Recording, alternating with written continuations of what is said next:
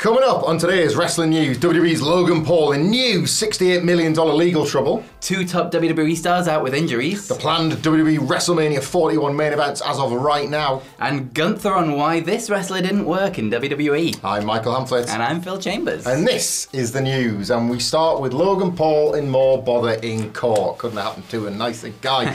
But no, this is more specifically to do with Prime, of course, the drink that was co-founded by Logan Paul and KSI.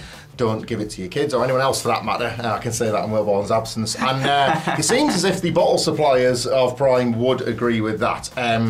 Supplier of Prime is suing the company, saying it cut ties when demand for the drink created, owing $67.7 million. Refresco are the name of the bottling giant. They're the biggest bottlers in America, I believe, not as in the cowards. I mean, they're the biggest people to make bottles for drinks in America. There's 14,500 employees, so it's a massive company. And the lawsuit states that Prime has breached a 2023 contract where it committed to ordering a minimum of 18.5 million cases. That equates to 222 million bottles of Prime annually over 3 years, or 55.5 million cases over 3 years. In exchange, Refresco invested in exclusive and custom production line for the drink, which required large upfront expenditures and considerable investment of time, including production line downtime, which was obviously all that was featured in the lawsuit. The Prime bottles are obviously specifically made for Prime and Prime alone.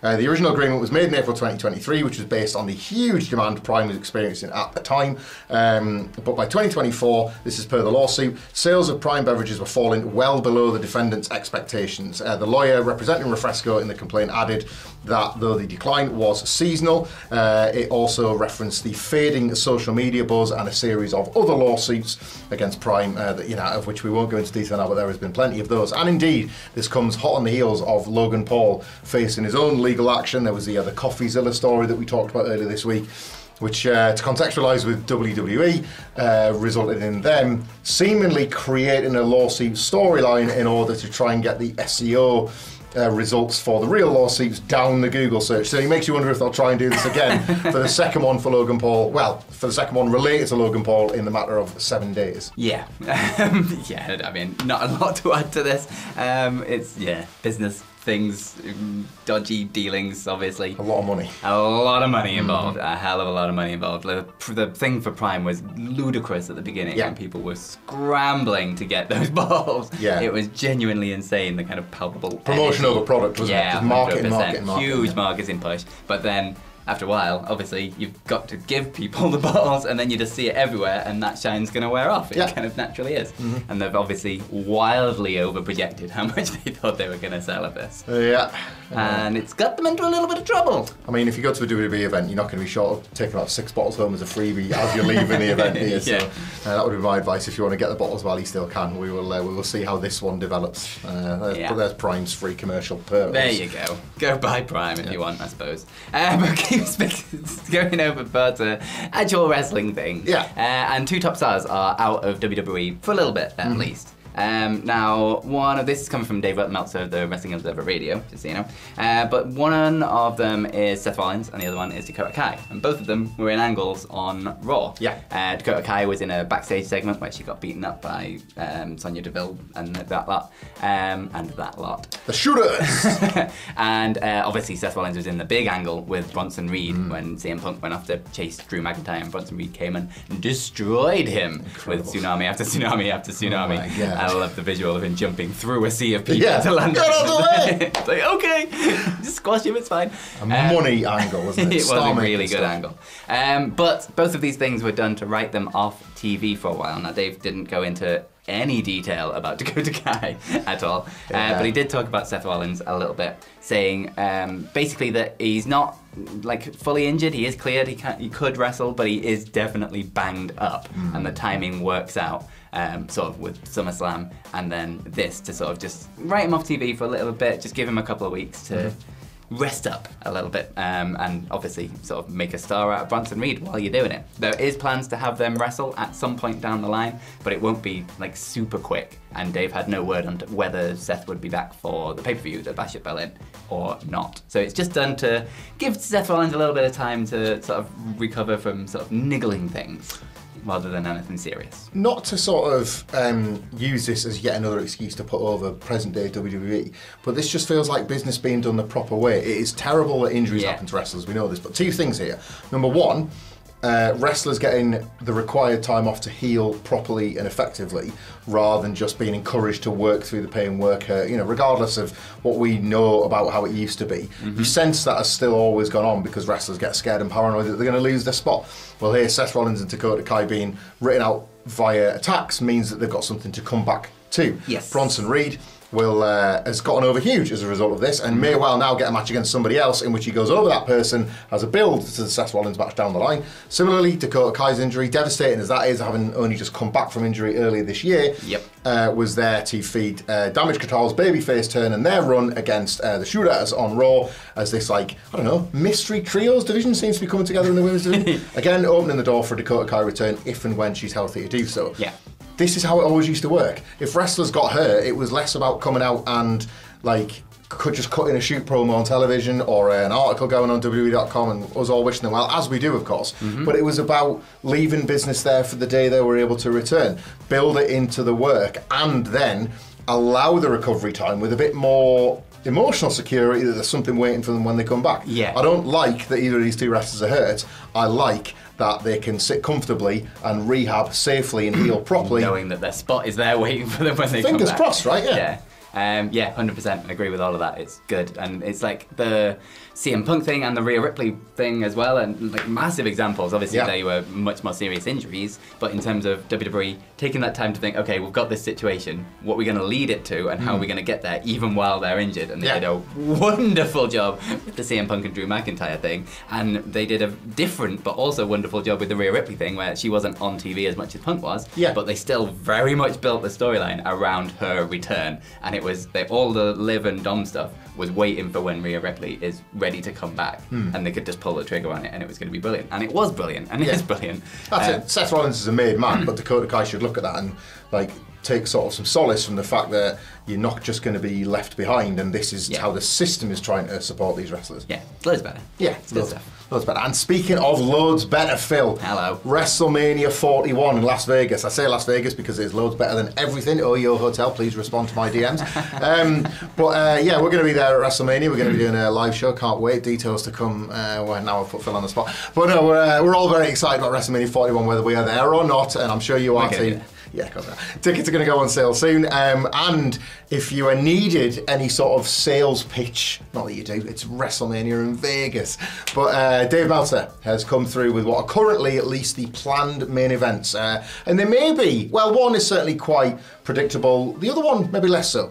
So I'll just read from what Meltzer said specifically on Wrestling Observer Radio. The top two matches of WrestleMania 41 are probably blank versus blank, come back to that, and The Rock versus Cody Rhodes. Now that's felt like the night 2 main event, sort of pretty much from when The Rock first took Cody's spot this year. They built wonderfully to the two-nighter in Philadelphia, but then that promo you were in person for when The Rock said Cody broke his heart, he handed him something. So the strange. Belt swap was the tensest thing ever, and you're like, well, that's happening. Yeah. So that's felt... They may as well have just done this time next year. Yeah, totally right. Done the year build thing again, because the amount of time and effort they put on that, of this is happening. It was a Rock Cena thing, wasn't it? Yeah. It felt very much like seeing 12 months, and so that's very in place. Night 1, however, considering what we've just seen last Sunday, might be a bit more of a shock. Again, this is per David currently. Night 1, Roman Reigns and Solo Sikoa. Roman made relatively light work of Solo with those Superman punches at SummerSlam, allowing Cody Rhodes obviously to retain the WWE title, and we were all extremely excited about the prospect of this Bloodline Civil War, the goodies and the baddies. War Games in November in Vancouver. We're going to be there for that as well. But no, Roman Reigns without a title obviously raises questions about what exactly he might do to figure into the big picture. And can WWE save that singles match? Jacob Fatu feels like, not to be cruel to Solo, the more exciting prospect there, but maybe they've got faith in Solo, and more specifically faith in Roman, to get that up for Mania season. Yeah, it's definitely an interesting one. It's also quite a long time till Mania still, and they've already they've pulled the trigger on the return. What that's going to look like on SmackDown is still to be confirmed, obviously, but Roman Reigns is going to be on SmackDown this week. to sort of explain his actions and talk about it. Obviously, we assume War Games in November for the sort of Bloodline versus Bloodline Civil War kind of thing. But then, even then, you've still got 4 months to get to WrestleMania. And Roman without a belt is surely going to run out in the Rumble. You would imagine. One would assume, right? So, like, maybe you can have the Rumble separate them a little bit, but I don't know how you get specifically Roman versus Solo to last from now till WrestleMania without it happening. History has taught us that this is possible. I've been an advocate of what I've seen to be Triple H's philosophy of working from WrestleMania to SummerSlam and then SummerSlam to WrestleMania. And if you look at the last 2 years, Clash at the Castle 2020, we were in attendance, just like we said all along when Dominic lost his shoe up Edge's arse. They got from September to WrestleMania for Dominic and Ray. The following year, it was SummerSlam where Jimmy turned on Jay. And the match wasn't great, but they did it. They got to WrestleMania and they got to Jimmy versus Jay. So this is that exact same time period. So at this point, you sense that they are able to map out and protect certain matches. You could even see the Judgment Day Civil War carrying out to WrestleMania if they keep the key components hot enough. So they have got recent previous with this, but this is true. It feels weird at the moment, doesn't it? At least there's plenty of people in the new bloodline for him to go through. Like, if they have to do it where he faces absolutely everyone before he gets to Solo, then you've got Jacob, you've got Samatonga, you've got Tangaloa, you've got... Can't wait for the Tangaloa. I cannot wait for that one. Those punches are going to be something else. But, like, you've got a lot of stopgaps in there to keep him busy until Solo, like, you finally get to the big boss. We will see. We'll have to wait and see. It's going to be big. It's going to be good. I think put Roman Reigns out there on his own for 20 minutes and it'll still be absolutely class. Speaking of exciting stuff, this afternoon we are going to be having an extended live stream. It would have normally been a Wrestle Culture, which would have been on the What Culture Wrestling podcast channel, which you can go subscribe to now if you haven't already. But it's going to be on this channel and hopefully the podcast channel as well, if I can get the software to work. It's not working yet, but we'll it'll soon find out. It's on one or the other, you know. But it'll be on this one, definitely. I'll put it on the big one. Definitely. So yeah, later on, it's 2 p.m, which is 9 a.m. Eastern, and we'll probably be going for about 3 hours or something, or whatever. It's an extended version of Wrestle Culture for Marcel Laviolette. He recently launched a GoFundMe page because his childhood home was destroyed in Hurricane Barrel. And so yeah, he's sort of been a long-time viewer, long-time sort of commentary's been there for ages, just sort of part of the gang at this point. So we wanted to do something to give back a little bit. So all the donations from that will be going to Marcel's GoFundMe page, all of the money we raise from the stream, and we will also be matching any of that up to £300 ourselves, which we will also put on Marcel's GoFundMe. So join us this afternoon for just a bit of fun, bit of wrestling fun and a big old live stream. Looking forward to seeing as many of you as possible. We'll be chatting up for absolutely ages, so any sort of questions or anything like that you can get in. We'll talk about anything pretty much over 3 hours, won't we? It doesn't have to be wrestling related, but of course it can be. Whatever you want, Dream as long matches, as you fantasy donate booking, for it. all this sort. Look, we love doing the questions on these videos. Previously, you know, we've said before, it was just one of the things where we had to move them to different things. This is one of those with YouTube. Thanks YouTube, but this is one of those different places where it's a perfect avenue. Think about what you want to ask us, get your questions in, be part of the conversation. It's going to be a blast. 100%. But the final story today, Gunther has been talking to Sports Illustrated, and he was talking about an ex-WWE wrestler, or at least an NXT wrestler, and why he didn't think it worked in WWE. He was talking about Timothy Thatcher. Obviously, he was in NXT from like 2020 to 2021, but he's very much an indie guy. Yes, he has a style. Thatcher. He definitely has a style, and Gunther is specifically talking about that style. And I've got a lot of quotes, but I'm just going to read them because it's sort of best to just read them out, because I think both sides of this are actually really interesting. Do you want to misquote Gunther? I also don't want to misquote Gunther. So Gunther said, I learnt a lot from Tim. He was very influential on me, and he made me a better professional wrestler. But he goes on to say that I think Tim would be on a bigger stage right now if he would divert away from some of his core values and accept professional wrestling for what it is on the big stage. As much as I enjoyed that gritty catch-as-catch-can-shoot style wrestling with no smoke and mirrors, the reality is that isn't going to draw the attention of a lot of people in 2024. And at the end of the day, what we do is a business. He does finish off by saying, I respect what he does and I respect that he does what makes him happy. You can have all the money in the world, but if you're not happy, then that is all pretty useless. And I think this is a very interesting take, especially from someone like Gunther. This isn't like a normal WWE guy. This isn't like a Miz, for example. This is like, if you watch Gunther's stuff on the indies, he was a very like hard-hitting, big, gruff dude. He stood out as being a sort of force to be reckoned with on the independent scene, but he has also tied all of that style into what he is in WWE, but also added a big layer of WWE on top of it. Yes. So it all ties in together. I think he's only allowed WWE to influence him as much as he's been able to influence it. Yes. I think that's like, he kind of reminds me of Bryan Danielson in that way. Yeah. Like the way that he kind of came from Ring of Honor with such pedigree in the Indies, with such pedigree, and didn't have to compromise everything, but decided to compromise enough that WWE could use him and utilise him to the best of his abilities, and now we're talking about 2 world champions. But also still keeping what made him special in the first place. Yeah, so the fans never feel betrayed by the wrestler themselves. And Gunther, it's interesting he talks about the core values there, because I think Gunther has walked that tightrope expertly in a way that nobody would have predicted, by the way. Yeah, 100%. You know, he's been a recipient of some luck and time in a couple of key points in his WWE career, but ultimately, the Gunther that we see today is a product of a man that made certain choices about his style.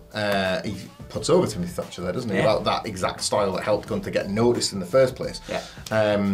But yeah, if you sort of contrast what Gunther did, say, in WXW against Timothy Thatcher, or with him even, to the likes of the match against Damian Priest, just from last week, you can see where the differences are, but more interestingly to me, you can see where the similarities lie, and what that does for his opponents. And Thatcher had elements of that, you know, like you saw it in NXT in flashes and in waves, his ability to sports entertainment it up a little bit. Yeah. But Gunther himself says, absolutely no, better to be happy than rich if you have to choose one or the other. So it's kind of nice that he kind of rounded out on that. Yeah, I think the Danielson comparison's great because it's like they are very different professional wrestlers, don't get me wrong, but he kept that sort of core style and just adapted it to WWE. But then because of that, anyone that faced Danielson, those matches felt special because they were taking people out of their comfort zone into this Danielson style, leveling up, but still at the same time fitting within the WWE scope. And Gunther has that very much. Like you put anyone against Gunther, and it's kind of a fascinating comparison, like especially when they're like pure WWE guys. Yeah. It's like, how is this gonna work? It just and looks you just want cool, to see it. It looks it? different and it's new. But to round it out as well, to get the other side of the story, he did say that Timothy Thatcher once told Gunther that I'm a punk rock fan. You play the music you want to play. If the audience comes, great,